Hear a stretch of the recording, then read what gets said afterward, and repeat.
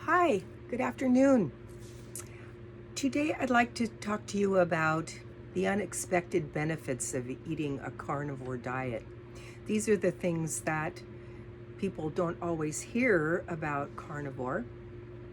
And I also would like to be more specific about what I do in terms of carnivore, because there's at least two schools of thought, and one is that you just eat nothing but animal protein, beef, pork, chicken, turkey, eggs, all manner of whatever animal protein is. And I've always tended to be more vegetarian, but I do believe now that eating animal products is really good for us. Better than eating all vegetables and beans and all those things. I don't think, while you can combine foods and get that protein, I think that the carnivore diet with animals protein is probably the best. However, because I've always, or at least when I was an adult, when I was younger and I told my mom I was going to be a vegetarian, she said, "But you don't even like vegetables." And she was right. About the only thing I ate was, I think, peas. I grew up and I started being in contact with other people, and I found friends that were vegetarians or wannabe, and I sort of graduated more that way and ended up eating a lot of vegetables. Who knew? So what the vegetables that I eat on my carnivore diet, and I do that because I like these vegetables, and also because there's a little more variety. For me, just eating only animal protein, some people can do it just fine. I don't really prefer it.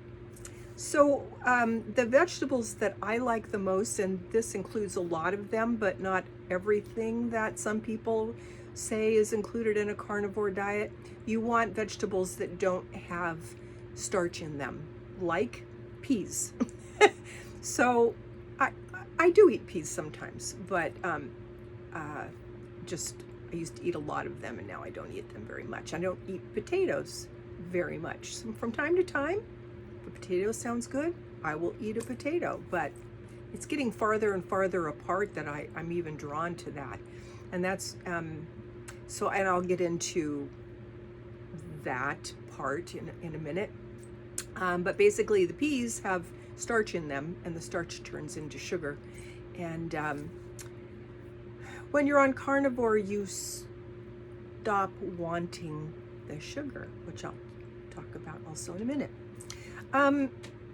So the vegetables that I mostly eat these days are mushrooms. Portobello mushrooms are delicious, and you can cook those along with a piece of meat, or hamburger patty, or chicken or turkey patties. I really enjoy mushrooms, portobello mushrooms, not the white ones. The white ones don't have any nutrition in them, but the portobello mushrooms are actually very good for us, and other mushrooms, shiitake and lion's tail or something like that, or head or something, I don't know. But the other mushrooms too, it's just the white mushrooms that have apparently no nutritional value. Broccoli, I love broccoli. And I usually boil it or steam it. I like to boil it sometimes if I'm concerned that there's bugs in it, because you can't always see them, but if you boil your broccoli, if there's bugs in it, which there normally aren't, but I've done that and had bugs come out of it, and I'm like, whoo, I'm glad I boiled that. I don't want to eat bugs. Cauliflower, I love. Again, I would probably likely steam that till it was mostly done, and then coat it in butter and Parmesan cheese. Hard cheeses, some hard cheese you can eat on carnivore. So Parmesan is one of them that you can buy already grated. It has cellulose fibers in it, which is basically tree fiber to make it pour easily. But if you're okay with that, then I've always eaten grated cheese since I was very young. So I have a taste for it, and hard cheese is okay. Asparagus, I love asparagus, and that is great broiled or fried, or not fried, but like cooked in a pan or steamed, all of the above. And I buy the very small stalks because my mama taught me that those were more tender. So she would just break them wherever they naturally broke, and then that would be the more stringy part, and the better part is the part on the top that breaks off. So you just go like that and see where it breaks. Throw the rest away. I like onions and garlic. Onion, I think, is supposed to have, maybe when you cook it, a little bit of sugar in it, but onion is really good for you in a lot of ways, so I like that. I like red bell peppers or green bell peppers, a lot of vitamin C in those, and those are okay. And garlic, delish, and cabbage. Believe it or not, I'm gonna do a recipe for cabbage and eggs, which is delicious. And avocados. I enjoy avocados. So all of those you can eat in moderation on a carnivore diet and still lose weight and still feel great. Now, number one of the unexpected benefits is I don't get hungry like I used to. The length of time between the time I eat a protein-packed meal and that I start getting hungry is about 4 hours. And when I was eating a sugar diet, it was 2.5 or 3. So that is very helpful when you start going into perhaps intermittent fasting later. Right now, I eat 2 meals a day, and that happened naturally. I didn't force myself to do that. At first, I couldn't think that I would ever be able to do that, but it just naturally is happening. So therefore, I'm thinking that down the road, Dr. Berg talks about just eating one big meal during the day and the afternoon, and I just could never fathom that. And now I'm starting to see that maybe I'm just going to naturally want to do that at some point. So 2 meals is fine. Maybe 1 meal is in the future. I'm not sure, but we shall see. The number 2 unexpected benefit is that I have much more energy. When I'm eating even a little bit, I was eating Ezekiel bread, which I love. And that is sprouted wheat, not wheat flour. And even that was holding a little bit of weight on me. And just one, maybe 2 slices a day, different meals, was holding weight on me and was making me feel a little lethargic. Who knew? So I am not doing that right now, and I'm really appreciating that. But you have to get out of the idea of putting food between 2 pieces of bread in order for that to work. But you just lose the desire for these things if you start doing keto. So just after a few weeks, you start losing desire for those things. Your weight goes down very quickly. You can lose 2 or 3 pounds a week without trying if you do this. And that is also including eating some sugarless chocolate chips from Lily's, or I used to eat, I've showed the keto bars, which are expensive, and I used to like them, but I really don't want them anymore. And that's kind of what happens. You just lose the taste for things that you thought were wonderful before. So keto bars have gone away. Still eating a few chocolate chips, the sugarless chocolate chips from Lily's, as I said. Ezekiel bread has gone away. Still have 2.5 loaves of that in the freezer. You know, I may decide to eat some someday. I'm not super strict about these things. You know, if I want to eat something, I'll eat it. But then usually when I eat it, I go, This doesn't taste as good as I thought it was going to, and I tend to go away from it. And that's what happens naturally on a carnivore diet. As I said, you eat fewer meals. I'm eating 2 right now. Maybe eating some Parmesan crunchy rounds that I get at Aldi for $1.79 a bag now, I think they are. They might be over $2 still, but they're going down quickly, I think. And because I like the crunchy.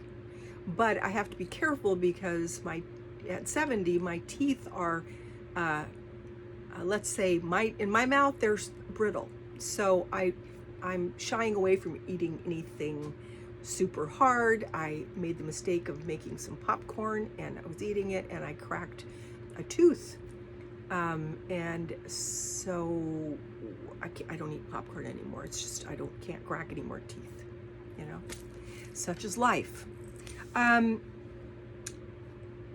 You do lose the desire for sugar, as I've said, because when you're eating sugar in the form of white sugar, honey, any maple syrup, anything that has sugar in it, it is what your body is using for energy.